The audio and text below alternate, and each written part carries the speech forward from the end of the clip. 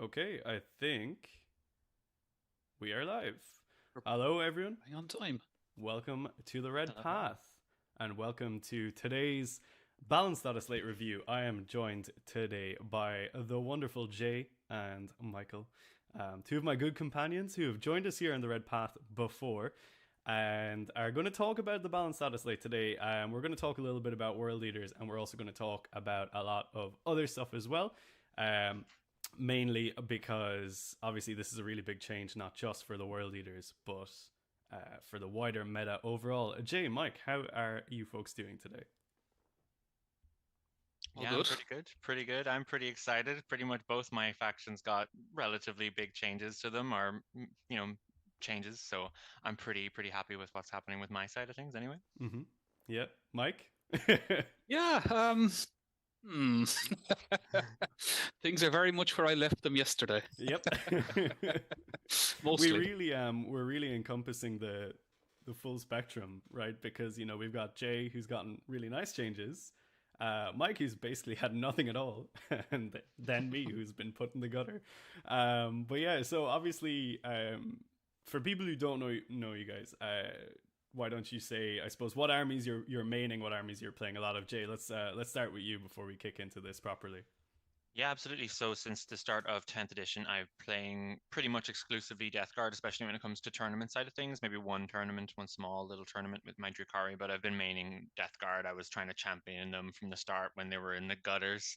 But all of ninth and 8th, I played Drukhari, and I still have a pretty sizable Drukhari force ready to swoop in, so to speak, with maybe some of these changes that I've approached. Yeah, nice. Very good. Very good. It's looking good, I hear. Though I Hmm actually don't hmm know the Drakari changes yet because I wanted everyone to see my reaction live when you said them to me. And Mike, what about you? What armies are on the agenda for you?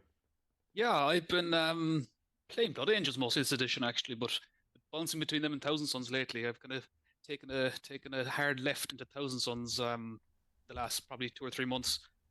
So I was hoping that we'd see something for him, that maybe a little points drop here, a little change to Cabal points there, make it actually, so I don't have to have 15 sorcerers and 3 Rubric Marines in my army. But yeah, between them and Blood Angels. So it's been a good enough day, I suppose. We got a small change for Blood Angels. There's some ideas. Yeah, I mean, I thought the Blood Angels change was pretty nice, right? An extra strength on the charge it's not nothing, overall. Yeah, look, it's helped. It helps. It helps. There's a real lack of high strength weapons at that codex. You're So already being called out in the chat, by the way. Mike, Death Company are a trap, McCarthy. um, it's true. yeah. So I suppose to kick it off, right? So for everyone who's watching, thank you so much for joining. Do let us know in the chat as well if there's any issues with the stream or anything, and if you have any questions that you want to ask us about, shoot them in there. I will try and get to as many as I can. But yeah, super chats obviously get priority as usual. Anyway, what we're going to be talking about today is kind of the balanced data slate as a whole. The kind of bigger picture, and how it's going to affect the meta and all that sort of good stuff. But later on this week, we're going to have a really in-depth Tactica deep dive with the world leaders and how things are going to change after this. And I've got some really cool guests lined up for that too. But Jay and Mike, in your opinion, how's the balance data slate looking? Is it good? Is it bad? In terms of like the overall, not necessarily just for your armies, but is this going to move the meta, do you think, into a healthier and better place overall? Let's start with you, Jay. Sure. I think what we were kind of missing from this would have been something to address maybe that disparity between shooting and melee. That was still not really addressed here. Maybe some sort of change to something there would have been great. But I think apart from that, I think it's a nice little good shake up. I think we were all kind of talking there recently about maybe that slightly staleness that was coming out, and some of them, especially, I think a lot of people are thinking quite negatively, or that the codexes coming out aren't super powerful. So hopefully this will be the shake up we need to kind of remove that stale air, and I think it will. Not just coming from somebody who had both my factions quite buffed quite well. So hopefully it is a bit of a change up for other people. I haven't really looked too much into some of the other factions and what they've got, but resoundingly, it seems like at least it's a good shakeup. Is what the only I'm being staying on the fence a little bit about it, but I think it's at least a good shakeup, at least to get us talking and theorizing a little bit, which is kind of the best part of it, really, half the time. Yeah, for sure. I think maybe it probably narrows the gap between the best performing armies in the game, the likes of CSM and Craftworld Eldar. We'll say maybe the mid tier armies, some of which were hit, some of which weren't. And I think it's definitely going to reshape the structure of the meta at the minute, though I am definitely a little bit worried about Necrons, considering they weren't touched, and they're pretty scary at the minute. So it remains to be seen how they kind of shake out in the kind of... And like with that being, or like that was what we all thought was with the delay, was that they were tweaking after LVO, and then nope. Okay, not really, cool. I guess. Just straight over. Yep. And Mike, what are you thinking about the bigger picture? I'm going to land squarely on good here. Absolutely brilliant. It's going to be insane. There's going to be broken stuff probably like you've never seen before. I can tell you for 100% certain that there's going to be lists coming out of Drukhari now that they got the buffs that are going to probably roll over people that they're not expecting it at all. But good side of it, even though there's probably going to be some stuff that is going to be broken, probably, it's going to be fresh. We all get most of us get a crack at building some fresh lists and I can't wait to build some leading new into world other leader units in our lists. codexes. And we get to, like, there's nothing worse I find than when things get stale. It's like the wait between the data slates. Sometimes it's a bit much for me simply because the change is great. I've like spoken like a true Zinch player, but the change is great because it just keeps it interesting because, after a while you settle into, like, you talk about world leaders, for example, was it 1970 point list that or 75 point list that just, people are just running. But like, it's the same for Thousand Suns. You put in Magnus and you put in as many sorcerers, infernal masses as you can, and some rhinos, and that's kind of it. Like, but now at least because things are changing, you'll be seeing different like builds coming out that you have to play against to figure out how to play into them. So it'll shake it up. Hopefully it'll shake it up fairly good. Yeah, and you two, you've got Broadsword coming up in the end of February, which is a fairly exciting major. So I suppose it's going to be the first real test, especially here in Ireland, for how these changes are going to kind of shake out, and I suppose what the national meta is kind of shaping up to look like. So it'll be really exciting. I expect to see a lot of Necrons there, I think. I hope so. I'm banking on it. Yeah, for sure. So I suppose kicking it off into things that are a little bit more army specific, we might as well start with the one that most people here are probably watching and waiting to hear about, which is the World Eaters. So overall, I suppose outside of maybe 2 units, we've seen nerfs across the board.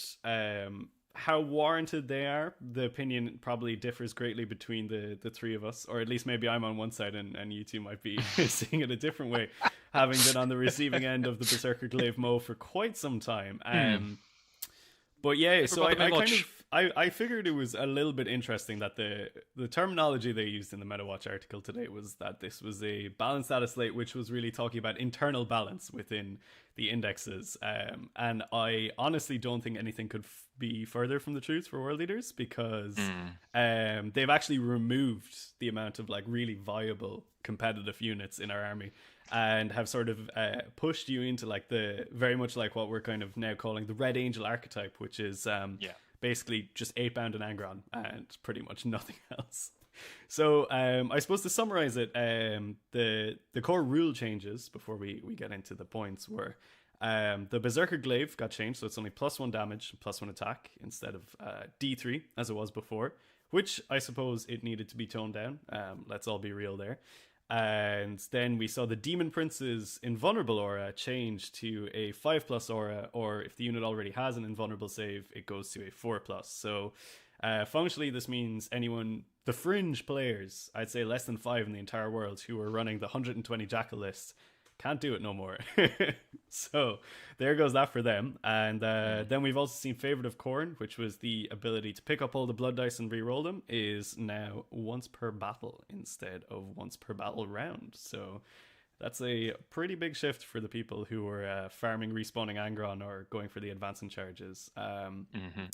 So that's the main rules changes. And then obviously we've seen points go up pretty much across a lot of key units. So Master of Executions has gone up, Karn's gone up, the 8-bound, both varieties have gone up. And we've seen the Forge Fiend and the Khorne, a Lord of Skulls, go down in points, which is a good meme.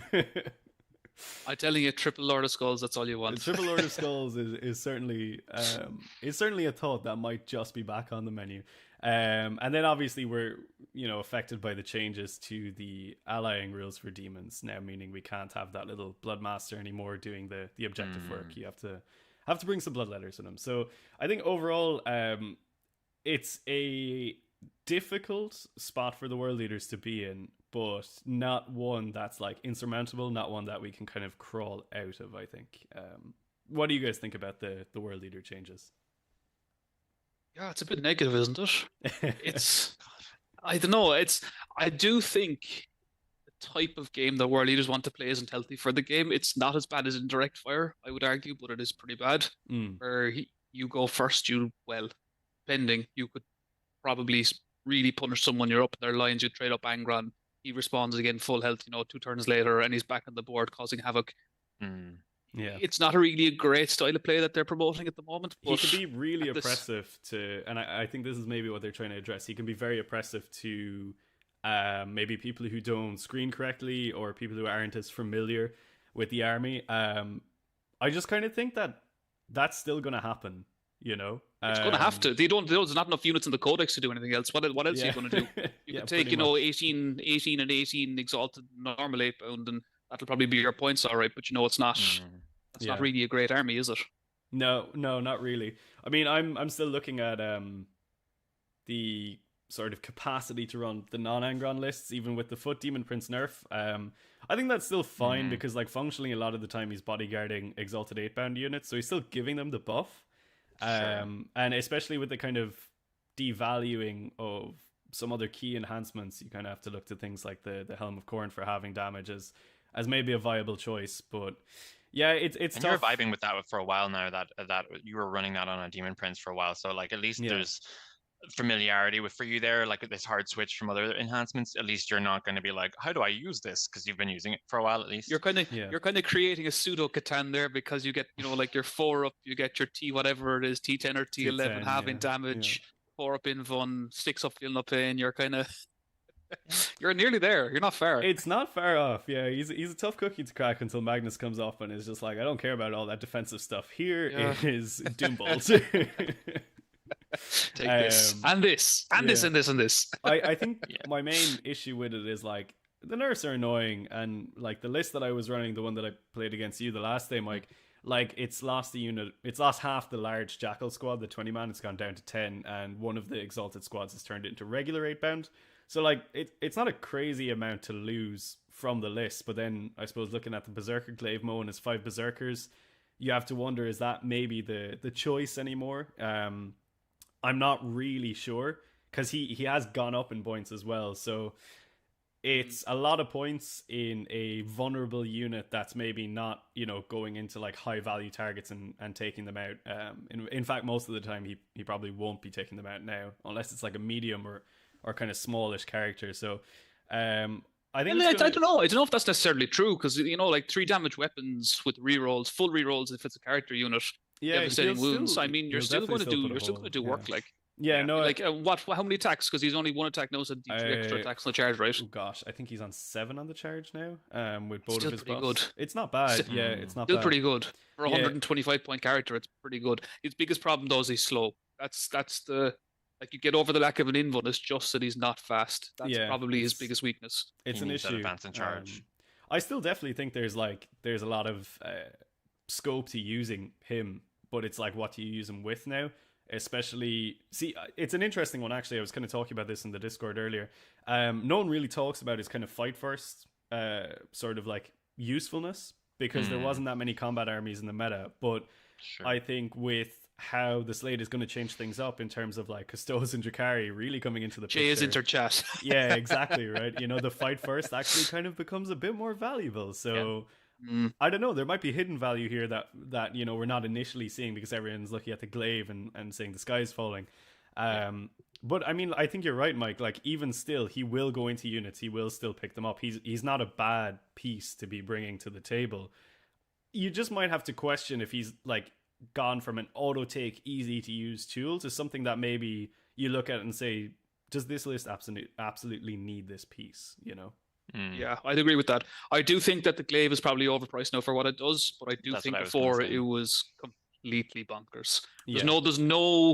There's no other unit in the game that had like a 5 damage swing that cost 105 or 6 or 5 or 10 points. Yeah. The only other way of getting it that was wasn't. putting the glaive on a demon prince in the world leaders book. Which is actually honestly still, it's a thing a few people have been talking about today. What about the glaive on a demon prince instead? Because he's got the dev wounds, it's a higher damage.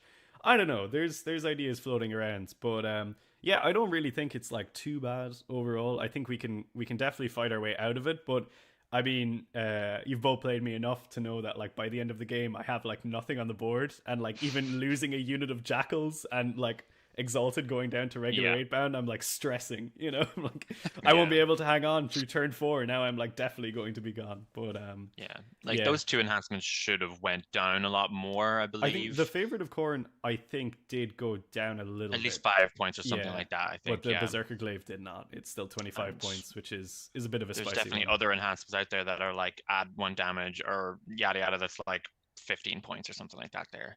I think it was fine if it was still random, because you were still rolling a d3 for the extra attacks, so that's where you could kind of go, okay, cool. You could still only come out with 1 damage. Yeah. But now you're paying still the same for only 1 damage all the time. Yeah, it's like every time you roll the 1 damage, it was like, oh no, he's terrible now. Now I'm like, now it's his life. Yeah, but yeah, I don't think it's too bad. And like, let's be real, the Exalted 8-bound probably going up, 10 points per 3 is really not the end of the world. Like they're a wildly good unit. They're pretty good. They're pretty good. Once you get your 5 of Feel No Pain on them, they're pretty tough to get through. I think they're in a pretty good spot. Yeah, I think they're still definitely fine. Khorne going up as well.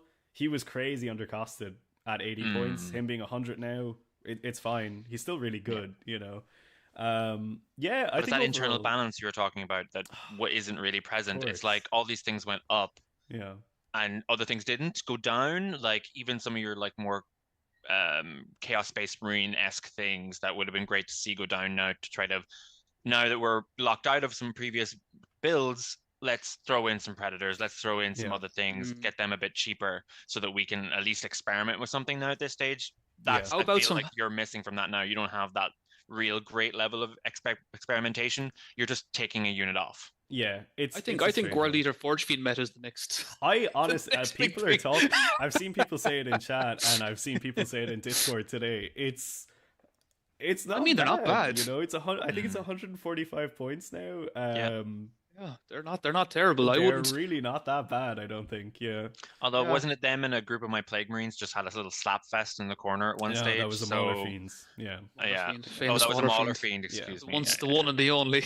Yeah, there's the only time he ever saw the table, and he'll never touch it after that. I see Joe Hill saying the helm on a solo Juggerlord is a little bit underrated now. It's an interesting one. I think people are going to start looking at different things to put the helm on for the half damage, and solo Juggerlords running around as well. It's like the auto take stuff is definitely not an auto take now anymore, aside from Angron, I guess. And I would say Khorne is still definitely an auto take with his 10 berserkers, even at 100 points, because he's just a spicy dude. But let's move on from the world leaders. We'll go with Mike next, because your changes are nice and quick, Mike. And I suppose in the broader scheme of things, how are you feeling about Blood Angels and Thousand Suns playing into the new meta? I know Thousand Suns didn't really get any changes, but Blood Angels got a little something. Yeah, Blood Angels, I was thinking about it earlier. When I saw it first, I thought this isn't really going to do much. +2 string instead of +1 string. I'm kind of a fan of a block of sanguinary guard in the army, and I was thinking afterwards, the biggest problem with Blood Angels is all the melee weapons top out at strength. Well, they started strength 8, and with the +1 on the charge, you were strength 9. So you have a whole host of vehicles and transports and stuff that you're just really not kind of suited to killing if you go for a melee army. But now with Sangard, for example, they started base strength 5 on their power weapons, which isn't fantastic. It's fine. But with the +2 strength, now you're up to strength 7. So your wounding is T12 on 5s, which isn't terrible. Instead of 6s, which it was before. And with the +1 to wound, you can get down to 4s. So it's not like, it's definitely a better tool than it was. Plus, I was kind of looking. I was kind of thinking, kind of thought experiment earlier. there's things like assault intercessors went down as well too. They're down to 75 yeah. points for 5, Yeah, which Rory isn't got on to me terrible. about this one. He's Huh? excited about the assault intercessors, all right. Oh, it's Yeah. nice. It's nice because if you take a squad of 10 of them and put in a Sang Priest, you suddenly have 10 guys hitting on threes. You can give them rerolls with oath or something. They're rerolling wounds rolls of 1 automatically, or if there's something on an objective, they're rerolling all wound rolls, and they're hitting at strength 6 AP2. That's pretty good. Yeah. That's really, Yeah. really good. You know, I think that's it is actually quite nice. Yeah. their biggest, like, Kinda again, forgot the about biggest them. weakness for them is probably that they're slow. I mean, because other than that, they're very similar to what you get out of, like, say, a Berserker squad. If you were to make a kind of direct comparison, it's kind of very similar what you'd be looking at between those two squads. The difference, what takes it over the line in this case, I think, might be that it gets AP2, which makes all the difference in the world, really, when you're trying to slap Terminators or any power armor model. You really want Yeah. the extra AP just to get through them. Mm. Other than that, Blood Angels, like, they couldn't really drop the points anymore because we already had a pile of stuff on the table. Right. Like, there's yeah. loads and loads and loads and loads of stuff. I We suppose are after losing. From your perspective, in terms of like, and I suppose it's kind of a good moment to talk about it. Is like, obviously, while Blood Angels haven't shifted hugely, and neither have Thousand Sons, the changes to like some of the meta armies are pretty big, right? Like, Craftworld Eldar got slapped in a few different ways, and CSM have definitely taken a considerable amount of hits. So I guess, like, while your armies may not have necessarily jumped up a lot in power, those armies have been brought down, maybe not to your kind of level in terms of power output. What you mean to my level? Not you as a player, Michael. But they'd have to be brought Skill down issue. a lot further to get to there. But yeah, Yeah, I mean, it's what do you think? it's about an those interesting one. changes, You know, It's in an that kind of interesting one. sense? Like, they're placed in the meta. Like, it's the same with Thousand Sons. Thousand Sons, I suppose. Well, not the same. It's a little bit different, to be fair. But the armies you're going to run into is going to be interesting. Their natural predators are really anything that's faster than them that doesn't want to be in combat. So your Tau crisis suits with ion blasters are still going to be there, but they've gone up a bit. They went You're up a probably lot. going to see less of right? them. Yeah, it's like Yeah. 200 points for 3 now, or something around those lines. Anyway. It's enough. Like, it's considerable. Then there's the likes of, if you're running into Eldar or Eldari or whatever they're called now, with Night Spinners and stuff, they're gone up a bit. And they have a slight tweak to how they mess with your movement. Yeah, the plus was a or very the minus 2 light to touch. charge is a bit. Yeah. Yeah. So this is I the suppose- Night Spinner, was it? So sorry? they Spinner, yeah. they used You to can't- not allow you to advance. Advance. No, you can still do that, but You it's just can minus advance, everything. Yeah. There's stuff like that, but then on the other hand, I was looking, kind of just glancing through it, you stuff like take Grey Knights now, for example. They haven't really changed much in the data slate, except the Nemesis Dread Knights now actually look quite attractive, I think, with the profile was updated for higher weapon skill and some things and higher AP and more Yeah, cover I on saw other that, and I on was their just guns. like, God, I don't know what that means. Yeah, I mean, like, can you imagine Yeah. someone running? You can have I presume you can have one or more Grandmaster Grey Knights or Oh, there Dread Knights, is a and then rule. I think you can have multiple Dread Knights, but maybe only one Grandmaster or something like that. But that might Yeah, but also you be imagine- a holdover, so I don't know. I'm not too sure. It's Yeah. ninth is still in my brain.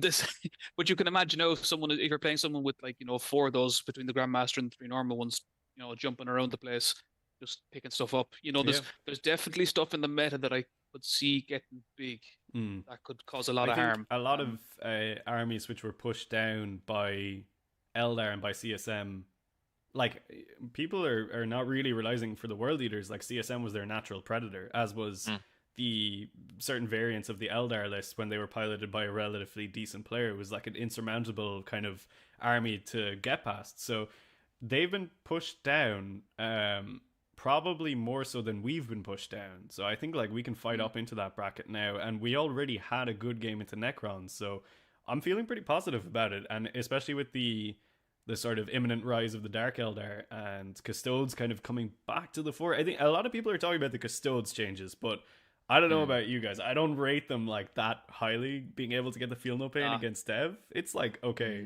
it's cute. They're too slow. They're too Yeah. slow to be, like, you can be where you want, and they're just walking around the place. There's some fancy guns, but they're still slow. Yeah. At the They end did of the day, get like, cheaper as well, though. They got a little bit Yeah. cheaper, yeah. Yeah. Yeah. And They kinda did went their down by squad about sizes change again? No. 10 it's points or just, something. Is it 10 points ish or so for 3 or 4 of Thereabouts, the squads? Yeah. I'm not nothing sure. too bad. Yeah. So I don't know. I think it's an interesting one. Like, do you think the Craft World nerfs went far enough, or do you think we're still going to see them reigning at the top? Oh, and probably no. I don't think they're going to be at the top anymore. And I think what's going to happen is they have the potential to be at the top, but a lot of the great, like the better players are going to say, they look No, good, finally. but there's other stuff that's Yeah. probably better now. So we're going to all shift over to I don't Necrons. know, Necrons Yeah. or Dark Elder. We might chase the meta a little bit. We wouldn't know. Yeah. All right, look, enough of the teasing. Come on, Jay, rip off the band-aid. Talk to us about Dark. Why don't do you want to start with Death Guard and work into the Yeah, Dark Death Guard Elder? actually has less to do Yeah. to talk about. Really, there was like a little bit of a nerf with a common build that was happening with File Blight spawns. Everybody had like one attached. You had like 6 squads of Plague Marines with like a File Blight spawn attached to obviously only 3 of them, and then you'd run up in Rhinos, and all 3 of them would throw their grenades for free, and so you'd just have one unit you'd nuke with 3 grenade strats because you could do it for free with them. Now it's changed that you can only do it once per model per turn. So you can't do like 3 of them all in one go in one shooting phase. You would do one and then you'd have to wait till your next shooting phase to do the next one. So that was a good change to that kind of side of things. And I don't think it was necessary because I think that was why Plague Marines were being run. Yeah. And now that's been nerfed. You won't see Plague Marines quite as much, or in at least as many small units, or like those 3-5 man just running around in Rhinos and coming out like that. So I don't know if you maybe see that quite as much. So I don't know if Plague Marines needed quite the points increase that they did. I think it was like a couple points or something like that per model. So I don't know if that would have been just a bit heavy-handed on that combo, especially when they already kind of nixed it by changing that rule. Yeah, you got a Master of Execution's glaive mode kind of situation there, right? yeah. It's kind of like double barrel. It was like, oh, it didn't really need to happen, but okay, cool. I guess Plague Marines were starting to show their face again after some of the changes previously, so that was good to see that, but I really don't think they deserve that nerf. Plague Marines Crawlers went up a couple points, 15 points, I think, per model, which is quite a bit, but indirect, gross, everything, so they did deserve it. Most indirect went up, Yeah, at least a couple points. But then apart from that, then actually just a lot of decreases across the board. Typhus. Death Shroud and Typhus. Yeah. I really don't get that. I think Typhus was making its way into pretty much everybody's competitive list, either running solo or attached to a big Death Shroud blob, or that's what I was kind of running, at least with a 3-man, just for that little bit more durability, and then just running around by himself. He's an absolute piece. 20 points he went down, I think. It was ridiculous. Like he from took 100 down Khorne's to increase and made it his discount. He was like, "This is for me." But that's kind of crazy. The Death Ride going down, the Fetid Blow Drones going down. If I could take 3 units of 3, I would, and I would just be running that all the time. I feel like they live rent free in Mike's head. He's just since the last broadsword, they're just kind of like hang around, driving around inside his brain. You really had a chip on your shoulder when they went down in points today. Again. Oh, it's good. It's good. You love to see it. And like altogether, the list pretty much that I was running for the previous broadsword that we were talking about went down in 20 points, even with the Nurgling increase, even with all that bits and pieces. It's really, I didn't expect that from the deck guard because they were already quite cheap, So I nearly would have rather seen Death Shroud go up and Blight Lords come down considerably. I know Blight Lords are in a weird points per durability point that if you actually brought them down any further, they'd be ridiculously durable per point, but that's it. You know what I mean? Like that's kind of all that they really do. That they don't really do too much apart from be durable. So deep strike and they move forward. They're not the most threatening unit. They're not very threatening. They could be one of the big like sleeper winners from the data slate. If a lot of their kind of predators have been nerfed and they haven't. I guess it's like kind of a slight buff / side grade. They kind of stand to really capitalize on the upcoming meta. So. I think. Absolutely. I think maybe they're feeling still sorry for Death Guard players. Maybe there's still a little, bemoaning happening still after the start of the edition. So maybe they're still just throwing them an extra bone to just be like, okay, quiet. You've got your moaning here. Be on the top of the meta for a little while, and then we'll get nerfed again later on, and we'll be put back in our place or something like that. There. So I don't know whether that is. And I was saying to you before we started the stream, one little change for the rules commentary. Kind of puts Morty's ability back at the forefront. He's back to being super viable in lists again because he lost with that previous ruling from that Warhammer tournament that those kind of damage modifiers and AP modifiers wouldn't apply to Morty's aura. No, it's back to applying to it again. So I think that's actually great. And I would have rather actually liked to have seen Morty go up maybe 10 points because of that alone.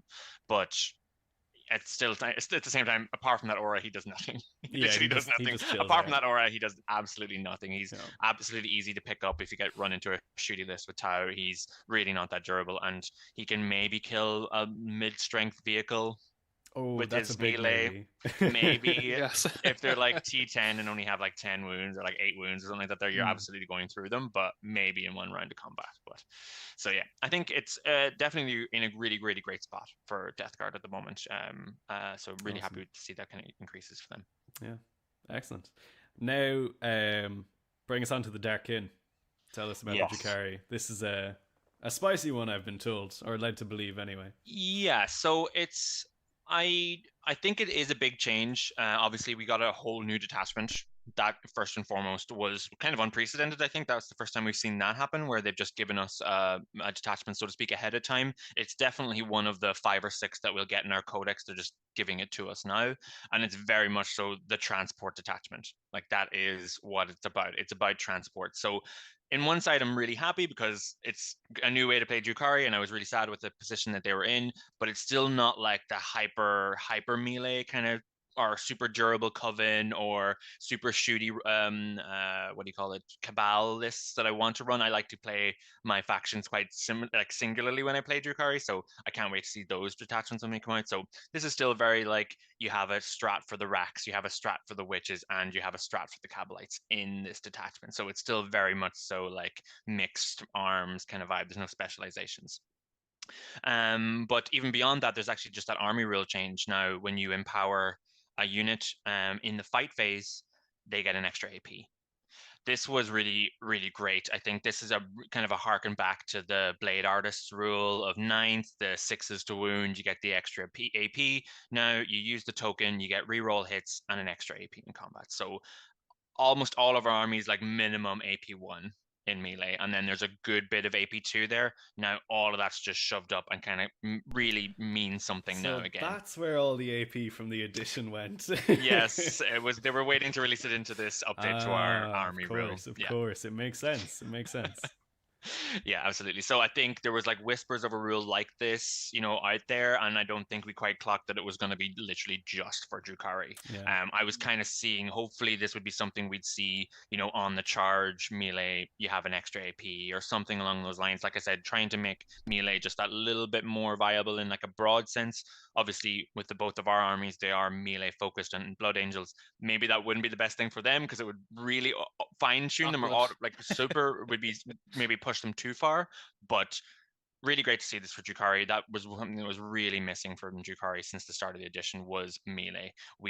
It was just like wet noodles up until now. So really, really glad to see that just as a base, even with the old attachment, but just the extra pain tokens, and then the strats that were available in the previous detachment that we're used to. Even just that would have been a huge jump for us.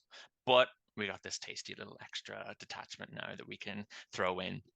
And effectively, it's once you disembark from a transport, you get ignores cover on shooting or lance in melee. You have to disembark that turn, so there is at least a caveat. It's not like just charging, you get lance, or you're just shooting, you get ignores cover. So it has to be getting out of the transport, which is kind of at odds with Drukhari's like durability issues. Like your Cabalites getting out and now they're on the board, they're a lot easier to pick off than just shooting out of the transport. So there is definitely is this as good of an option for the shooting? But for the melee, you were getting out anyway. So hey, listen, party bus. It's really see you later. I'll get on. A go turn, right? Where it's just like, okay, cool, time to jump in. If we don't do it now, we are so dead. yeah, absolutely. No, so that's cool. I like it. Yeah. So that's, you get the kind of the extra AP rule. pain token thing on top of this detachment rule, right? So that was a change to the army rule. So the pain tokens is our army rule. It's just the thing that we always have no matter what. So the pain tokens and spending them to reroll advances and charges, or rerolling hits in the shooting or fight phase. So this is on top of that. So now when you use that pain token in combat, you get the extra AP. So like I said, that enough would have been a cool, really great shake-up for Drukhari, and would have pushed at least melee to the forefront a little bit more in those lists where it wasn't before. But now we have lance on melee when we get out of transport. So you absolutely needed it. Yeah, I think you absolutely needed it, because you kind of had half an army up It was like melee just didn't exist. So Yeah. there's no It harm was to just actually do something about it. not that fun. Well, I don't say it wasn't that it wasn't fun, but like whenever you ran your Dark Elder into my World Eaters, a lot of the time they would just like run at them and just bounce off them, and it Yeah. just felt so weird. I'm Yeah, used to like I like did getting that, cut up by yeah. the Dark Elder. Yeah, my AP grotesques in 500. particular, yeah, at the start of the edition, because I was so still on the hype of grotesques from off the back of ninth, because that was what I was playing the Coven list, and then they just ran into a unit of Death Company and like didn't kill any of them, and I was like, oh, I was like, Yeah. this is not right. This is not how this is supposed to go. Sure, you can kill me on Excellent. death and everything, but Yeah. but now they've even gotten cheaper. Like that was another big thing about the Chikari is that we got all these buffs and everything got cheaper. Interesting. Yeah. Not everything, but a lot got cheaper too. How are the strats and the enhancements looking from this new detachment? So they're all very, again, it's the transport attachment first and foremost. It is that is really what it is. So the enhancements are really great. They're a great lineup. I'm not the enhancements for this detachment are way better than the previous one. I think we literally only had like Art of Pain to generate extra pain tokens with the old one, a one that kind of helped out a succubus too much, but if you were running a succubus, you were running Lilith anyway, so she couldn't take it. So definitely happy to see the back of those enhancements. Wish that these enhancements were with the old stratagems almost kind of. But so what is it? If you're within 6 inches of a transport, you get stealth and benefit of cover. Okay. So my unit gets out, like we have to now to get these benefits from the detachment, the ignores cover or the lance. If I'm still within 6 inches of the transport that I got out of, or another one that I've run up next to, maybe, I get stealth and the benefit of cover. So really, really good, really, really nice there for that. Again, that durability that we have to worry about when it comes to Drukhari is kind of, it helps with that a little bit. Really want to see this attached to a homunculus and a big blob of racks running up and like tar pitting in the middle. So you have to come to me in combat now, so that you really just kind of have to come there towards it. I was already playing with that kind of tar pit rack idea previously, so now you really have to come in and shoot at me because I'm getting cover and I'm getting stealth. Someone has just said in chat the Incubi bomb, Archon, Court of the Archon, 10 Incubi in Tantalus. So, oh my god. Yeah, absolutely. So be mindful of this, guys. I actually caught this. I was super excited about this as well, and I said it to the guys in the chat earlier on. I was like, amazing. I'll attach my Archon to the Court of the Archon, and I'll attach that to the Incubi. Boom. Amazing, big, super melee blob with fight first, +1 to wound, all this kind of craziness going on there. But they actually changed the Court of the Archon datasheet. It's only when the Archon attaches to a Kabbalite squad that you can attach them. That's so lame. they did think about it a little bit, but it would have been ridiculous. This blob in the Tantalus and everything, so it would have been crazy. So just be mindful of that, guys. I don't know whether it actually was that beforehand or if they've changed it now, but it specifically says in the Court of the Archon when they join a Kabbalite unit, or they can join a Kabbalite unit instead. So just be careful of that. And then so the other enhancements, no Overwatch after disembarking. What? Give me that. Yeah, so you get out of the radar, you run up with your... What do you do with all your guns? No, not my Overwatch. But really, really powerful tool for us. Again, really, really susceptible to Overwatch, flamers, even just high volume of shots, a couple of sixes, that's half my squad gone. Yeah. You know what I mean? So this is really, really potent. This is already shaping up to be like, I mean, as you said, that the way there's like that Necron's attachment where it's like, you will take your monoliths. This is the one where it's like, you'll take your raiders and your venoms. Otherwise, you can't play. But I mean, I'm here for it. It's the kind of like the raiding sort of vibe, right? So I like it so far. I mean, it's 2 stratagems which are for protecting against shooting. Enhancements which are for protecting against shooting. So good to know that I won't need to worry about at least 2 of the enhancements. And then the final one there that I want to make note of, there is another one about killing something on objectives. You get a pain token, but it's a 10 points. It's very much that throwaway one. They had to write a 4th one kind of vibe, or it might be good on a witch or something like that. Maybe it was a draft for Crusade, and it made its way into the match play because they absolutely. So previously, what you do is you'd empower the transport, and everything inside would get everything would get the rerolls because you're shooting with the vehicle technically. Now, with us being incentivized to get out of the transport, that was going to break down because you'd get your Archon out with the big squad of Kabbalites. You'd have to use 2 pain tokens. Now, you give the Archon this last one, you empower that unit, and it empowers the transport as well. Sure. So you're Why still not? getting that. At least it's only one of the Savage. transports, not all of them. But That's true. I'm yeah. glad that they thought about that, because that was going to be at odds with that kind of cool. We're in the boat, everything gets empowered and shoots. So I'm glad that they did think about that a little bit. At least one of the Archons is still going to be able to get out and empower the Yeah, and I the mean, if you do transport. bring a Tantalus, that'll be what you're going to do it on. Absolutely, yeah, Yeah. cool. So you'll still see the big blob of 10 Kabalites with Core of the Archon and an Archon there in that kind of situation, because you can get out, get your ignores cover, and still empower everything at the same time. All right, sick. So Nasty. Yeah. yeah, and then after that, it's into the strats. But yeah, I suppose, what are you guys thinking about even just hearing about some of the enhancements so far? Gives I'm you going a to turn lot up to the more table. tools. Yeah. I'm going to look across at what you have, and then you're going to explain it to me anytime I have to interact with it. That's what I think is going to happen. Don't worry about it. Don't worry about it. I just have stealth and no Overwatch, so don't worry about it. It These things that just don't die. It sounds like there's a lot of tools there. I hear you get a 1 CP Phantasm as well. That's with caveats. Sure, to be fair now, but sure. yes. Yeah, let's hear the stratagems, and I'll make my final judgment on so this. I have 5 that I've made note of, or sorry, 4 main ones, and then there's 2 kind of ones that are okay-ish. I don't really see them being that much use, to be honest. But I'm glad. One thing I'm sort of sad and glad about is that they didn't. I'm sad about it because they didn't include like a lightning fast reflex clone in this detachment. But because I was worried that they were going to just Armor of Contempt this, and now that was going to take up a valuable spot off of a cool different stratagem. So I'm really glad that they didn't do that and just have lightning fast reactions across all of the detachments. So at least there's going to be not that like -1 to hit. So, but I'm sad about not having -1 to hit in the detachment too. But apart from that, there's move the transport and still get out and charge. So we get assault ramp on a vehicle for a CP. Strong. 4++ invuln on a vehicle. This is not locked to a transport, so you could still use this. I think the Void Raven went up 20 points. This could be one of those few instances where you'd still maybe see the Void Raven being run.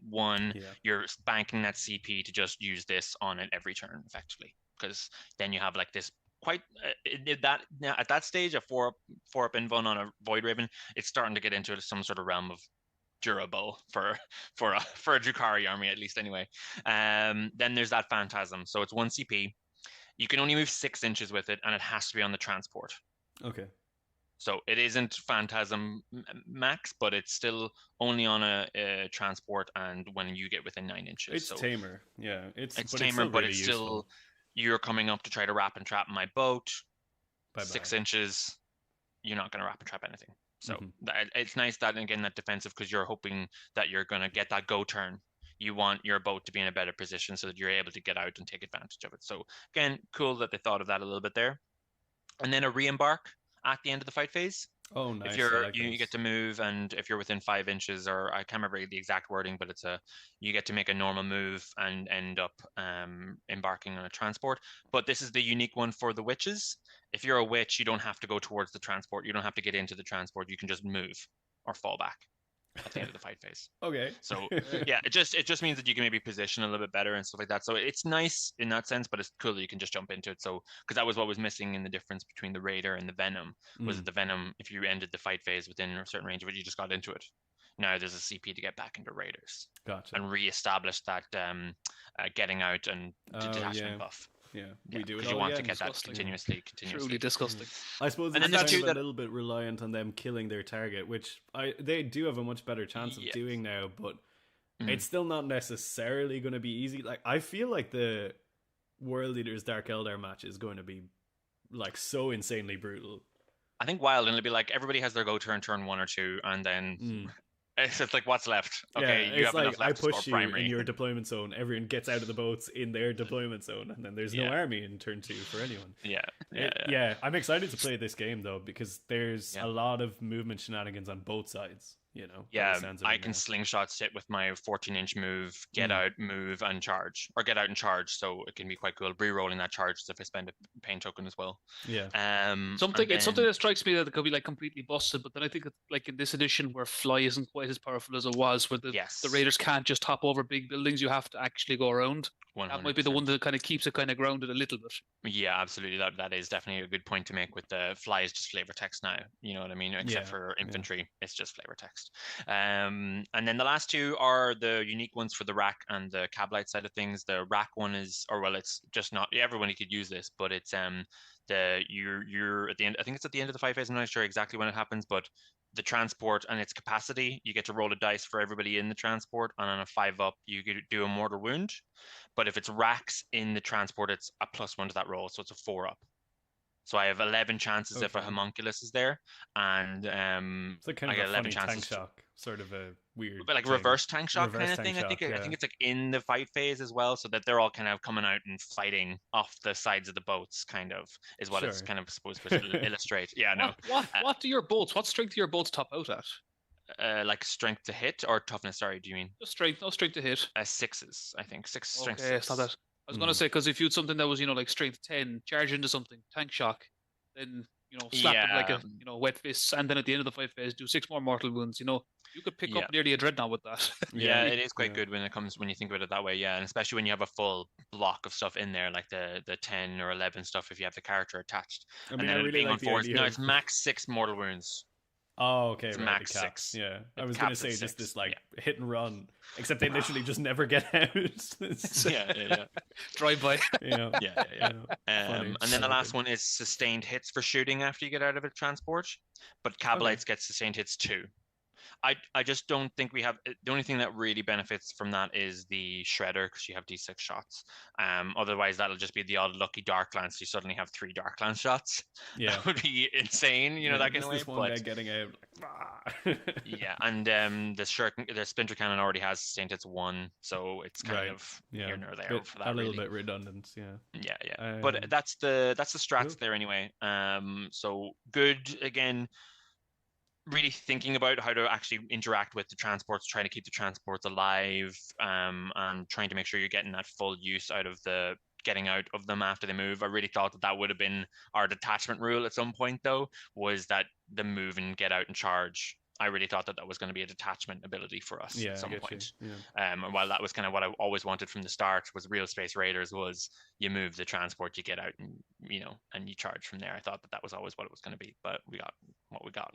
It's interesting. That's it, yeah. I think that's the strats from listening to you talk about it and the amount of manipulation of the movement phase and just thinking about how I'm going to counter it, just to harken back to what I was saying earlier, that fight first on the Mo is looking really good now, to be honest.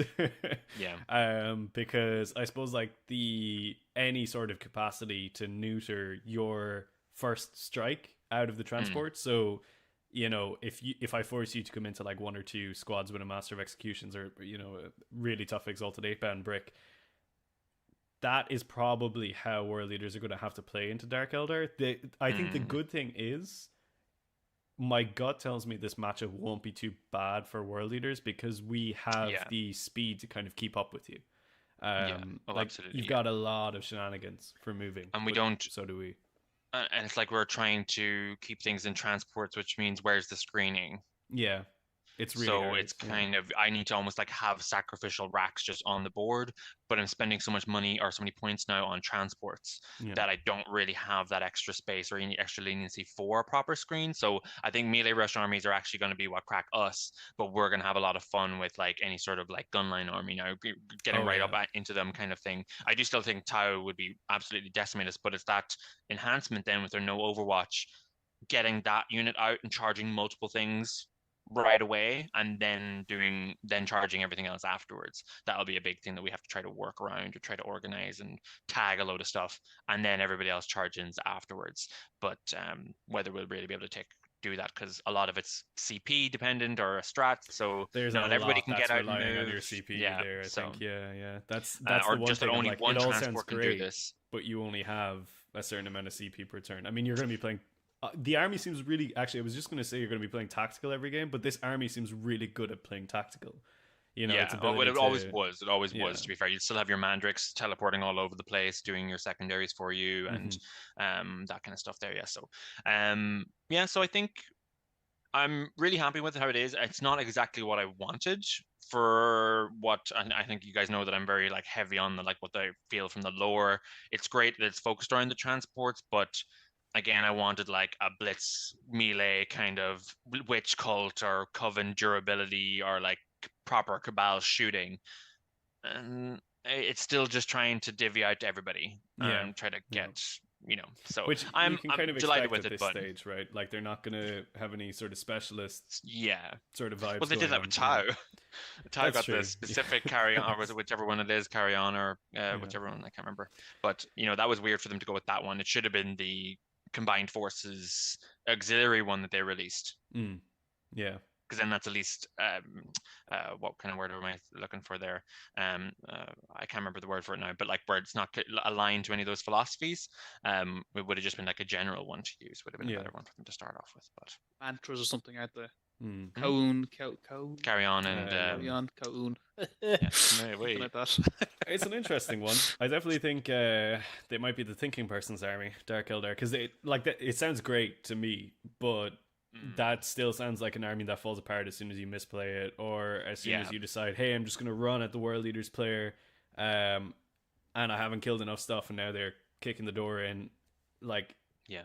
It's still going to have problems until the likes of combat armies, custodes, World Leaders. I think it is going to struggle into Necrons, which I think will probably be the dominant force on the top at the minute. Yeah, like I completely see that as well, but like I was kind of chatting with Mike, you might have missed it, about like the Lilith combo now with witches. Yeah, I did see a bit of that. Yeah, it's like, because now you'll have, because she gives +1 strength and +1 AP to the unit that she's leading and fight first. So they're already at strength 4, AP2 damage 1, and 30 attacks on a unit of 10. And then you're adding the lance, and now you're adding the extra AP. And maybe something else off none of the strats really boost melee or boost that damage from there. So, but it could be good, in that way. So you're getting 30 attacks, AP 3, strength 4, +1 to wound, and then she comes in with her 8 attacks, AP 4 now, and damage 1, or up to 12 attacks. So they could really clear out a good squad. They could really give it a good go. Unless you have some strong invulns, they could really take a good chunk out of something. Strong invulns, maybe a couple of feel no pains. That wouldn't maybe. It's an interesting one. I mean, I'm really hopeful that they are kind of able to jump in and shake things up, and maybe push some of these armies that like haven't been kind of challenged in that way for a while, because fighting them won't be like fighting World Leaders as well. If you're kind of trying to tackle it from like here comes the combat army, it's a very different kind of vibe, and I'm excited to see how they shake out. I think personally, I still think the depth of the Eldar Index is at a point where they will still rise to the top. Like, something new will be found. Fuegan is still ridiculous for what he's doing.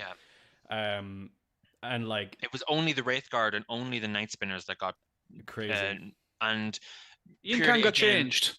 The Incarn got changed. I think is probably going to be the biggest. So in that codex, I think what really made it tick is the Incarn. The Wraithguard, lovely, fantastic. Night Spinners, very good. But neither of those two units on their own really do, well, not that they don't do anything, but they're not particularly outstanding. It's when something like Night Spinners blowing up a unit, the opponent's backline, and then the Incarn appears. Or, it's, the Wraithguard, they'll kill something, the Incarn teleports around. And, the Incarn, he's not going to probably, well, he might kill whatever you throw him at. He's pretty powerful. But he also takes a hell of a beating. So straight away, you're buying the rest of your army a turn to score points or kill stuff or whatever the case may be. But now he's been toned down a small bit, which probably will kind of put Eldar players on the back foot a little bit. It will open up the sort of Eldar mindset in terms of like, I can't really rely on the Incarn as like this one. In the way like that World Leaders are leaning on the Glaive Mo, it's like the fix-all problem for anything that comes up. That's maybe not the best comparison because the Incarn can do a lot more, but it's like the same sort of a thing, right? They were kind of like, if I make a mistake, the Incarn will help me out here. Now you have to be a little bit more tactical with its application, and I think it is a good change. But just remember that this is now 350 points if they decide, oh yeah, you know what, Incarn's not worth it anymore, to pump into other, again, effectively unbalanced units that are still in that codex, because Warp Spiders are still not shockingly efficient at even real good. So now you have still real good. You get to pump that points into other damage dealers, rather than, and now you can definitely always have your warp spiders and your swooping hawks to make sure you max your secondaries, and then you can still pump this 350 elsewhere. Yeah, I think they might go down in terms of lethality, their ability to kill you on the board, but they are going to score maximum points in most games. Like they're still going to be in the right hands an incredibly efficient army at scoring.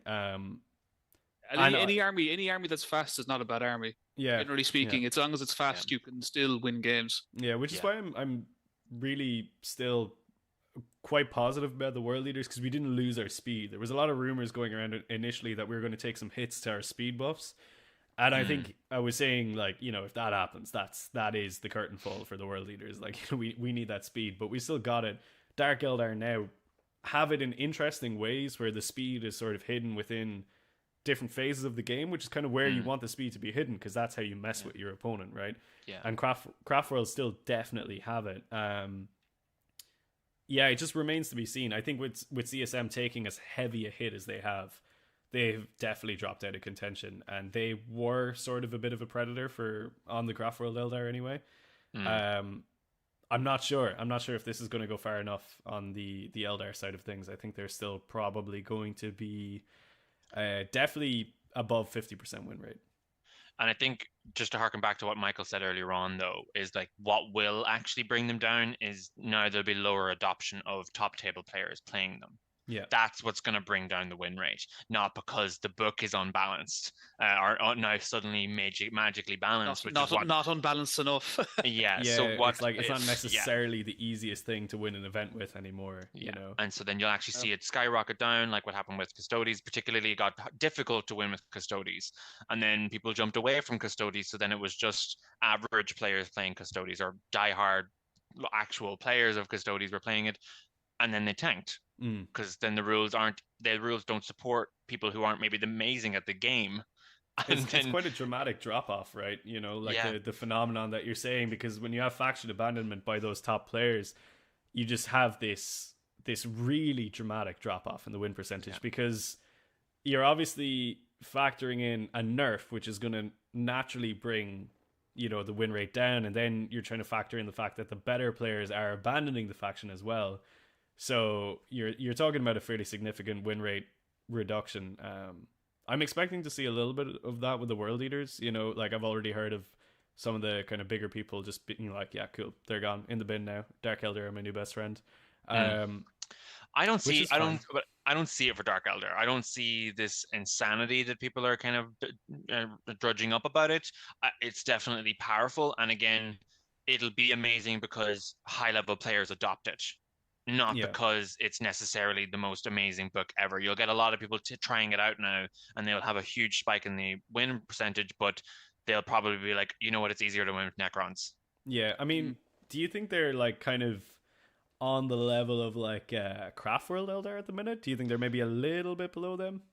I think that they outgun us and outfight us. And we're not as fast as them. We're like them, but a little bit worse. We might have weirdly some more extra kind of funky tricks that they might not have, but I don't think it's enough to make us on top of them. I think that they're still nearly a natural counter to us because they're faster, they're shootier, and they're fightier. Yeah, it's sort of also like more indirect. Yeah, also more indirect. We have no indirect. You have no indirect. Yeah, they have indirect, which is a big start. It's an interesting one. Yeah, I'm curious to see how it kind of shakes out for them, because I really want them to be good, because it's fresh. You know, it's like what Mike was saying. It's that I think we all kind of want that state of chaos in the meta where, you know, there's new stuff happening. I don't. Absolutely. Again, these two chaos gremlins are always like, we want things to change. We want that broken stuff. And I'm like, no, can I have a nice come here now. Every data slate is a J data slate so far. So what are you complaining about? I'm like the chaos gremlin because it's my way. It's going my way though. You know what I mean? I don't know. I think it's always nice to see, you know, the problematic things be addressed. And like, I mean, I'm just gonna say it again. Like I was pissy about the world leader changes 100%. Like I'm just like, oh, this is annoying. But it's like that's all it is. It's annoying, right? It's definitely not like a reason for people to shelve the world leaders. It's not really a reason to shelve specific units within the world leaders. Like, yeah, sure, maybe a couple of things need like revisiting and stuff, but meat is definitely still on the menu for us, I think. Like I do wonder for world leaders now that the small Khorne demons are to getting cheaper. Like Bloodletters aren't a desperately bad data sheet, and if they're the right price, So they there could be there is an interesting. interesting obviously the changes to the allies is really kind of hurt in terms of like you have to bring battle line if you want to bring any other ally. Yeah. Which is really really rough. It's great for Deckard because Nurglings are battle line, but we were See, bringing I would like, have rather seen that nerf than them go up in points because they're not that amazing. So, Yeah. like, okay, if I want to bring a unit of Nurglings, I have to bring a unit of Plague Bearers. Like, that would have been better. And I was like, yeah, okay, cool. They'll replace that Poxwalker unit that are, hanging around my back squad, that kind of way. yeah. I would have rather seen Nurglings lose battle line than to go up in points. I think that 'cause makes sense. I think they effectively don't do anything. I have had Unless you face a melee army. unless you In face a which case melee they're army, really Then they do a good. lot. But then again, that's like if ands buts. Well, in reality, in a vacuum, Nurglings do nothing. Mm. And now I would rather see it be like, hey, you have to bring your Plague Bearers along to lead the Nurglings, so to speak. Come here, my little children. Yeah, it's so one of our mod team, Warboss, he was talking about potential replacement for the Glavemo and the 5 Berserkers, and bringing in Skulltaker and 10 Bloodletters, because he can output quite a decent amount of dev wounds and has precision and stuff as well. It's a possibility. It might be worth looking at because they have gone down in points as well. I still think Bloodletters are probably one of the worst units in that we have access to in the wider scheme of pulling in from allies and stuff. And they've dropped to 120 points, but they are still trash cans walking around being like, please don't shoot us, we will disappear. Yeah. And it's a little bit sad. Are they toughness 3 or toughness 4? Sorry. Ooh, I think they're T3 strength 4. T4, and their melee weapon is strength 5. AP2 damage 2. I mean, apart from the fact that their invuln save is poor, they're nearly better than Berserkers in a lot of applications. AP2 is pretty good. So... They don't have Blood Surge, but they do have Deep Strike. Yeah, I'll take Blood Surge every day that we go over that profile. No, they don't have an Eviscerator equivalent either, which is pretty useful. Every model in the squad is damaged too, though. It's not. Yeah, but you have to remember as well, they don't get access to any of the blessings of Khorne, so they also don't have the likes of Karen to go in with them. Now, Skulltaker is good. He is good to put in that unit. The question is, does it do enough? I think the unit tops out at around 200-ish points with him in there. It's not terrible, but you just the main issue is that you're like, cool, I'm going to bring these guys in. Hopefully I make my charge from Deep Strike. If I don't, they're all going to die really quickly, which is a little bit unfortunate. And there's already so much rapid ingress that you want to do in our army that like you're kind of like, okay, cool, I don't really have a slot for these guys here either. So I'm not sure. I think it'll depend a lot what like comes up in the meta, really, doesn't it? Because like if it's not going to go Marines, but just if it goes Marine, Marine body type things with 2 wounds, 3 up saves. I mean, they're a good answer to it. If you put them in behind a rune and charge something, they're a good answer. I would say if it was a Marine heavy meta, I would like them a lot. Yeah, I think so. A lot of people were really hype on, and I know I can see Mark is in chat. Mark was running a ton of Blood Crushers as allies, and they were nuts. Like Jamie used to run them back in the day as well. Just like coming in doing mortal wounds on the charge. They were the good stuff, but you can't do that anymore. You know, without the little bloodletter tax. So I think that's a little bit stinky. Now demons as a whole like really came out well out of this. Like if you are running mono demons, it's a great day. They saw a lot of points going down. And tons going on in that change. There's so much. Yeah, that's an army that's gonna totally fly under the radar, and then start cropping up in the meta, and people are going to be like, well, no one was talking about this. How do we address it? Because like, I mean, I don't know if you've played them, Jay, but Mike, you and me have both played Oshin, who clapped my cheek in broadsword. Yeah, like insanely good demons player. And I'm scared about what the good demons players are going to be able to do with all these points. Because I'm of a real opinion with demons, and I've played them twice now. The key to a demons game is if they do or if they don't get the middle of the table into the shadow of chaos. Is that what it's called? Shadow of chaos? Yeah, Shadow of If Chaos, that happens, they have a real good game. If they don't, they can have all the units in the world, but they're not getting their deep strikes, they're not getting their regens, they're not getting the mortal wounds on, or the mortal wounds or devil wounds. Mortal wounds on you if you fail leadership tests in the shadow of chaos. There's a whole pile of stuff going on there. But if they get the middle of the board And like I and wonder. now with all the extra units, they have a great chance at it. I wonder Yeah. is Balakor still such an anchor for them then? And like, is that Balakor still just auto include for demons? I would say he's not necessarily an auto include, but he's definitely high up on the list of units that you would want to be taking. Yeah, I'm excited about them, to be honest. Like, I obviously have my own demons and stuff. Will I ever play them? Probably not. But they're certainly there, and they're certainly always Nice to something look that at. I'm like, that's interesting. And I'm excited. Like I said, I'm excited to see what the good demon players do, because I think their sort of toolbox is definitely opened up a little bit. Like, they were suffering from one of the highest points costs for their battle line unit in the entire game. You know, it was like criminal where they're at before. I still think, you know, like 120 points for bloodletters, I still feel like that's expensive. But you know, there's The problem with bloodletters is you can like there's a damage 2 AP2 weapons. You can only make them so cheap when they have those. If they were AP2 Yeah. damage 1, you could sell them for 80 points. I'd be happy. But See, the I don't problem know is if when they they're should be damage 2, damage it's 2. That's the thing. I think they were damage 1 previously and damage 2 on the charge. I think maybe could have left that sort of an idea going. they managed to do it for flamers where they just completely gutted the unit and made them cheap. Like it's Yeah. they can do it. Like it's not the end of the world. Yeah. There's a battle line. It just wants them to take places and screen and stand in things. They're ideal for it. You know, it's. I mean, like my idea has always been that demons are sort of like this horde of like little dudes, and then these like big boys kind of going around in the middle of them.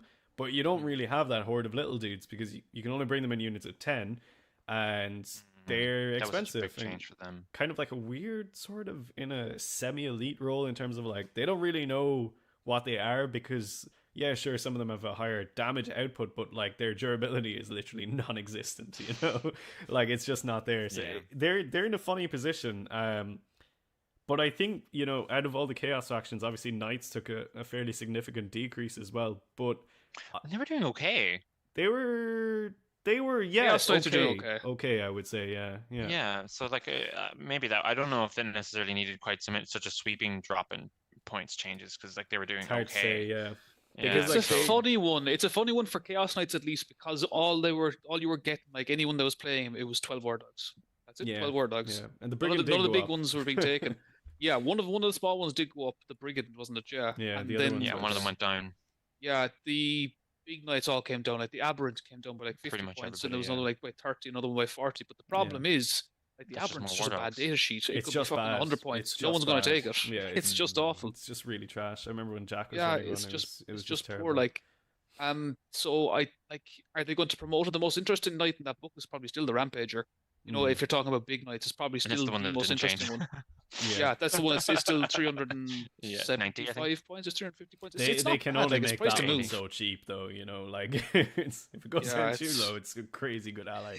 It's the Sea problem of with T12, 24 with ones Chaos coming at Knights you. is like there's always the risk that like if you make the mono too good, the allies become insanely good. You know, yeah, it's a funny one. a weird one. Because that's the kind of double debuff that Chaos Space Marines got, right? Was that all the demons changes have now affected them, and then they also got their own changes. What do you guys think about the Chaos Space Marine changes? Like, do you think it's a too heavy-handed? No, Like, because the cool funny list with the Chaos Space Marines are like, there was always that like proper little segment of funky separate demons of all running around doing crazy shit. So that's gone.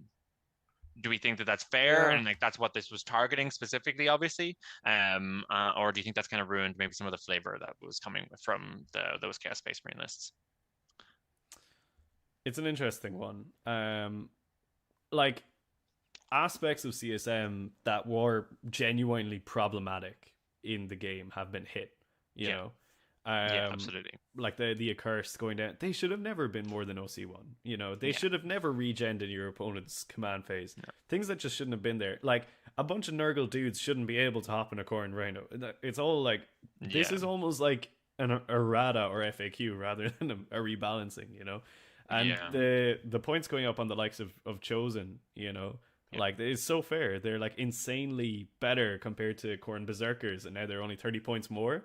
So I'm like, yeah, fine. And lores should have never been as cheap as they were. So I'm not really in disagreement with any of the CSM stuff that I'm seeing. The Forge Fiend is up to 200 points, which means there's like a 55 point disparity between the Forge Fiend in World Leaders and CSM, which is really funny. But yeah, Do they have different rules though? Yeah, they have completely different rules. The CSM one has dev wins, and Same the gun. World Leaders one doesn't. Okay. Yeah, it's the chaos, like I haven't actually played chaos this edition, so I can't really speak to it too much. But I've heard of some of the stuff, and like some of the things that were going on. It was rough. You know, like the payoff was massive for the like little amount of risk. Yeah. You know, like even these pacts, for example, you know, the pacts like exploding sixes or lethal hits or whatever That's the case just, may be. It was, it's we saw It's from still ninth going. edition how strong like sixes auto wound can be. Never mind when your Rerolling army everything. can take it. You know, it's a Yeah. bit crazy. Think Yeah, of adding the it's- Hellboot around the place. It's I think it's fine because like I mean a lot of aspects of CSM weren't really touched, you know. So like they're still viable. If you were running the meanest, nastiest stuff that you wanted to run, yeah, it's been hit. But like I mean, that's just how these things go. You know, you can't really be too surprised. It's kind of like what happened to your codex, but like at least there's a lot more units yeah, for them so to you fall got back on. fallback. Yeah, exactly. Yeah, well, if you change one little cog in yours, it changes the whole thing. Because Shooting there's only, lords like, with jump handful packs, of- units with jump packs. Yeah. Yeah, they have, Chosen Terminators that are worth Yeah. taking. yeah. They have options. I get it. Okay. Which is the nice thing about CSM, right? It's like cool, and it's kind of like the same with Eldar, right? If there's nerfs in those armies or Space Marines, you have such a kind of dearth of models to fall back on and say like, right, let's revisit the collection, see what else I can drag out of the bag. But while I'm all for like rebalancing the oppressive things in World Leaders, you know, you can't really kind of turn like it's okay. Glaive Mo is bad now. I'll turn to my characters and I'll see they're all epic heroes and I can only bring one of them. So I'm like, well, oh shit. So that's Can't wait for that butcher surgeon. yeah, any day now. Honestly, if our next release is literally just 10 characters, I'm here for it. You know. I bet you're glad you got your. treatment. I bet you're glad that you got your actual codex as opposed to being a part of CSM. Yeah, Really well, worked out.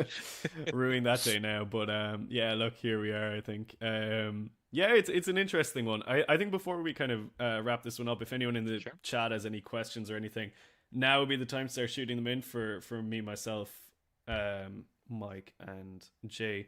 But yeah, so I suppose like just to get your kind of collective thoughts and how you're feeling about this overall. So like, given everything that we've kind of said, like, it's probably a good balanced data slate overall. Like, I'm gonna give this one a 7.5 out of 10. Nice, strong. Yeah, I'd be inclined to agree. I think you're not far off on that. It's going to take a while. Like, it's probably going to take all of 6 weeks before we really figure out what's going on in the data slate. But yeah, I think the fact that they really took it and they gave it a good, you know, shake, you know, like a snow globe, and just see what's happening. Yeah.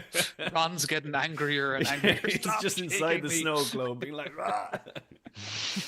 yeah, I think I'm in around the same realm as you guys, but I think I might be like a little bit less over the moon about it, so to speak, because I don't know. I'm just jury's still out for me very much, so I don't even think I could give it a monetary or like I'm not a monetary, sorry, a numerical value, like so to speak. But I think it's maybe a little bit lower than what you guys are saying because I don't know. I think I don't like when things are super sweeping and like loads of changes. Like I would rather see one change to see how it impacts it. Like Drukari, like I said, sometimes I think that extra AP could have been enough with the empowerment to see how it happened. Like the same thing happened with Death Guard. The last time it was like points decreases and we got all the new sicknesses. When it was like, really, we could have just tried the points. But to be fair, see what happens. To be fair, and it wasn't that enough was enough. You know, the two of them together, it was enough to kind of bring them up. But so yeah, it's hard to say. I'm worried that it's like, especially in the case of the Chaos Space Marines, like that's why I brought it up, was that the changes to demons and the changes to Chaos Space Marines. But again, you kind of talk me away from it that they have enough to fall back on. So I don't know. I don't like when things are big and sweeping. Leaning into the demons angle. I know they had like the changeling and the nurglings and stuff, but like you weren't really seeing like 500 plus points of demons show up in CSM lists. But like, not that you weren't seeing that, but you were seeing a Shalanesh character. You were seeing you're seeing like 4 characters, and now you can't bring those without that. So then that's that. I think their objective play might have just gone down. Yeah, just on that point, I didn't really say it about Thousand Sons and Demons, for example, because like a lot of the good lists for Thousand Sons were running like a changeling now or something, just to kind of stand in the backfield, but now you have to interact with things and just mess stuff up. But now that's gone. Our units are already expensive enough, so without actually ever changing the Thousand Sons data sheet, they're after kind of screwing up what to be considered a strong build. Yeah, It's going to come back. It's going to come back in places like you don't expect. I think some of these changes. Very hard to predict it all just reading it. I get that they're like, okay, we did this demons thing to like kind of, take care of the Nurgling issue, but yeah, I don't know. It's a little bit of a weird one.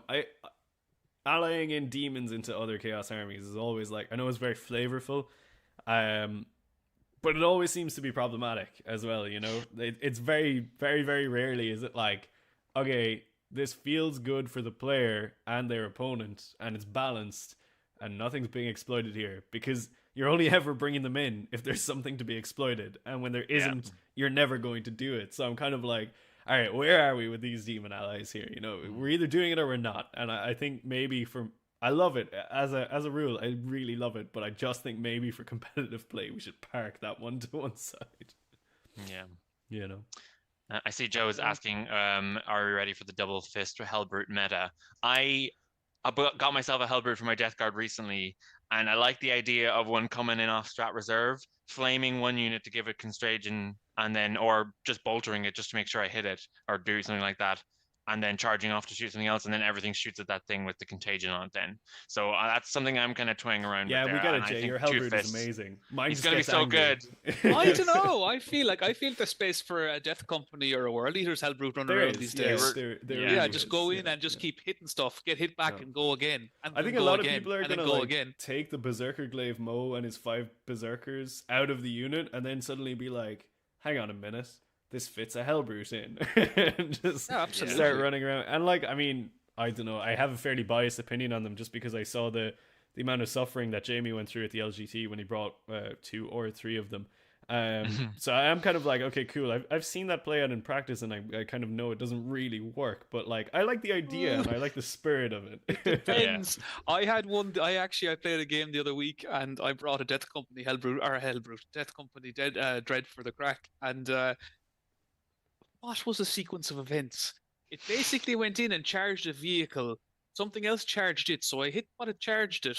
It hit the vehicle because they hit it, and popped the vehicle, consolidate into the unit, got out of it because of a 6-inch consolidate, hit them because they hit it, and then went again. It's so stupid. He just keeps going. I see Razorek is talking about the Flying Demon Prince with the glaive.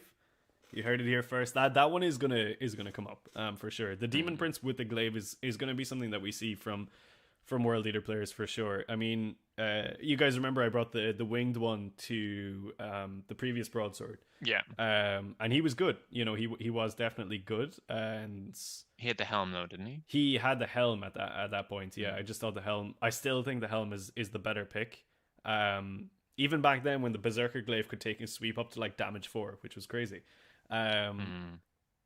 I think Demon Princes are really going to come into their own for World Leaders over the next while, just because people are going to sort of have this hole in their list. Like I said, you take out Mo and his dudes, and you're like, all right, what am I putting in here?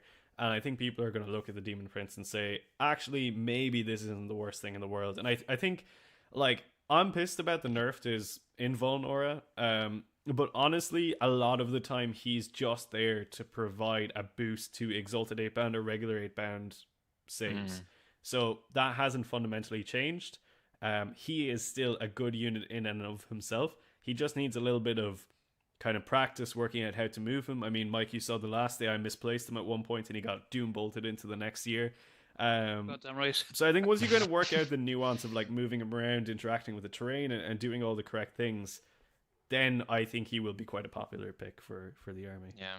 That's something I really want to try with the Death Guard Demon Prince on foot as well, is to try to figure out how to place it well, because I know I'll do the exact same thing, and he gives out that aura of feel no pain for Death Guard infantry, and I just think that would really help kind of bulk up the Terminators and the Plague Marines a lot more. Yeah. But I don't want to have to try it because he's just going to die all the time, and then I would spend all the points on him. That kind of way. It's too painful to learn sometimes. Yeah, just give me the list. I know how to operate. It's an interesting one. It's going to be a great time for just trying stuff. I think there's no wrong answer for the next couple of weeks. Really just have at it. Whatever looks kind of fun, give it a go. See how it goes. Like demon princes with wings, you say, like you pick them up, rapid ingress, and whatever the case may be, they can land down, if in earlier cases, could land down somewhere by Angron and get the +1 to charge, and off they go into combat. Or, for other armies, like the Dark Elder, have a whole new codex essentially to play with. Yeah, it's wild. I was shocked that they got like literally a whole detachment. It didn't even occur to me, Jay, until you said it, that it's like, yeah, this is obviously one from the codex. But yeah, look, if that's what it takes to make an army workable until the book actually comes out, then is this Real Space Raiders detachment, is that just going to be the detachment? Because I would have rather they just buffed that detachment. Yeah. And it should have been that you got the little bit extra for, maybe Cabalite units shooting near a witch's unit gets a buff, or, witches fighting near this get this, something along those lines, or allowing maybe the characters to lead other units that they wouldn't normally be able to lead, because it's all about the Real Space Raid, they're working together, or something along those lines. Would have been cooler to see than them trying to go, just take one of the detachments early, because we don't know how to balance this one. Sorry, it's really just at least it didn't arrive in White Dwarf. Don't give out too much. That's so true. Yeah, that's absolutely. So true. At least it's free. At least it's free. Here's your buff, but we've pay-gated it. 100%. That was the witch cult buff in Ninth for the Armory Book of Rust, was like, witch cult was kind of crap, and then you gave us Cult of Strife, and that was basically the only way to play witch cult the entire of Ninth. And what a way to play it was. That was an interesting one. But yeah, I think, look, it's a really interesting time for the meta. I'm really curious to see how it kind of unfolds. I think we'll see some of the same at the top, but definitely some new contenders up there as well, and a real moving around in the middle, in the happy zone. The mosh pit, the best place to be at any sort of any tournament you go to. That kind of mid-table energy is going to be wild. I assume you're both Dara. very, very excited about going to Broadsword now. I was literally just about to ask Mike, which does he think he's going to bring? Is he going to bring Thousand Suns, or is he going to bring Blood Angels to the next Broadsword? I feel like it's going to be. I'm after kind of psyching myself up to take Thousand Suns. Cool. So we'll see. But Blood Angels have a special place in my heart, so I'm not too sure. Plus, they're already all packed in the case, which makes it very convenient. So I guess we'll be finding out. Always tempting. Yeah, I'm looking forward to it, because again, like, I won't be hopefully facing into stuff like Eldar flying around the place and just scoring points and you can't catch him, because I moved 12 with. In what world do you think that's not going to be happening at an Irish tournament? Yeah, Jay's going to be at it. Well, that's it. I'm even though I've been trying to craft lists, obviously it's only been a couple hours with the Drukhari, I'm still feeling myself gravitate more towards the Death Guard lists that I've been building anyway, even after this, and trying to move things around a little bit, or just because I'm getting a lot of repetition with that one list and just tweaking it more and more and more, so that I'm still kind of like, I still want to play my Death Guard actually, even after this increase for Drukhari, but it's tempting. It's very tempting. You could do mighty stuff with those Dark Elder. Yeah, I feel like there's definitely like a skill curve into learning that new detachment, though. That would be it. I wouldn't have the time to practice or get the games in at all to actually learn how to use that new detachment. So I'd say I'd still probably bring Death Guard to Broadsword, just because I have the. I guess I'm bringing Thousand Suns. I'm not facing that Death Guard in direct list ever again with Blood Angels. It's not happening. Oh, come on. No, that wasn't fun. That wasn't fun. Meet in the 5th round again. Let's go. Yeah. I was going for my 4-1, and then Jay appeared. And then I got a 4-1. Thanks for that, Michael. Feel as old as time. Lads. Alrighty. I think though that about wraps up. We've been going for the bones of an hour and a half. To everyone who's still watching and has tuned in at some point over the evening, thank you so much for hanging out with us. Hopefully it hasn't been too crazy or rambly, but I said it's a lot better talking to some other people than just me talking to myself on the day of a Balance Dataslate stream. As I was saying earlier, and in case you missed it, we are going to have a deep dive Tactica with some special guests coming out this weekend for the World Eaters on how they're going to be reacting to the Balance Dataslate and what the future holds for our wonderful Legion. However, for now though, I have been Dara, and I've been joined by the wonderful Jay and Mike, and this has been our Balance Dataslate live stream. Thank you so much for watching, everyone. You've been watching The Red Path, so until the next one, stay healthy, stay safe, and kill, maim, burn. Okay.